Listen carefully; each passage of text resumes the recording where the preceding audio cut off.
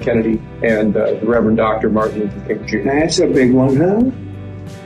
A lot of people are waiting for this for years, for decades.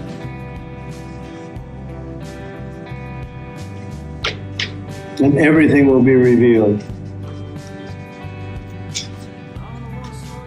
Okay? I think that it's the right move to declassify those documents? I think it's a great move because we need to have more transparency in our government, and he's keeping his promise to have the government tell the truth to the American people about everything. Protesters who were prosecuted by the Biden administration for exercising their First Amendment rights. Do you know how many? I believe it's 23, sir.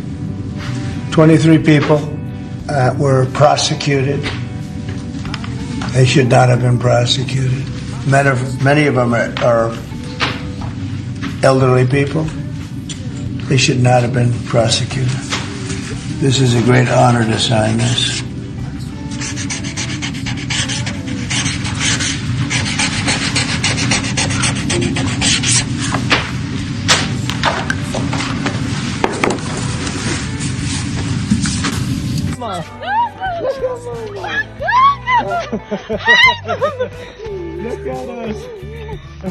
Is acting with unprecedented speed to fix the disasters we've inherited from a totally inept group of people and to solve every single crisis facing our country. This begins with confronting the economic chaos caused by the failed policies of the last administration. Over the past 4 years, our government racked up $8 trillion in wasteful deficit spending and inflicted nation-wrecking energy restrictions, crippling regulations, and hidden taxes like never before. The result is the worst inflation crisis in modern history and sky-high interest rates for our citizens and even throughout the world. Food prices and the price of almost every other thing known to mankind went through the roof. President Biden totally lost control of what was going on in our country, but in particular with our high inflation economy and at our border. Because of these ruinous policies, total government spending this year is $1.5 trillion higher than was projected to occur when I left office just 4 years ago. Likewise, the cost of servicing the debt is more than 230% higher than was projected in 2020. The inflation rate we are inheriting remains 50% higher than the historic target. It was the highest inflation probably in the history of our country. That's why from the moment I took office, I've taken rapid action to reverse each and every one of these radical left policies that created this calamity, in particular with immigration, crime, and inflation. On day one, I signed an executive order directing every member of my cabinet to marshal all powers at their disposal to defeat inflation and reduce the cost of daily life.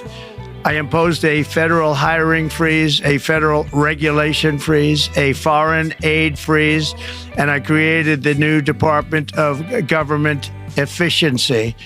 I terminated the ridiculous and incredibly wasteful Green New Deal. I call it the Green New Scam.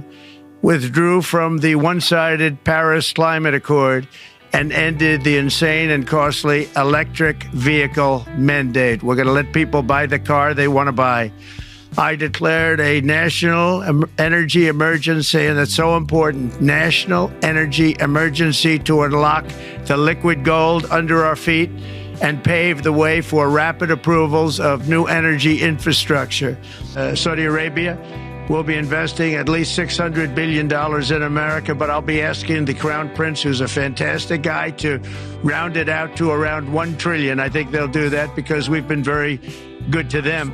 And I'm also going to ask Saudi Arabia and OPEC to bring down the cost of oil. You got to bring it down, which, frankly, I'm surprised they didn't do before the election. That didn't show a lot of love by them not doing it. I was a little surprised by that.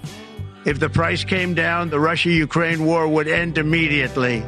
Right now, the price is high enough that that war will continue. You got to bring down the oil price. You got to end that war. They should have done it long ago. They're very responsible, actually, to a certain extent, for what's taking place. Millions of lives are being lost.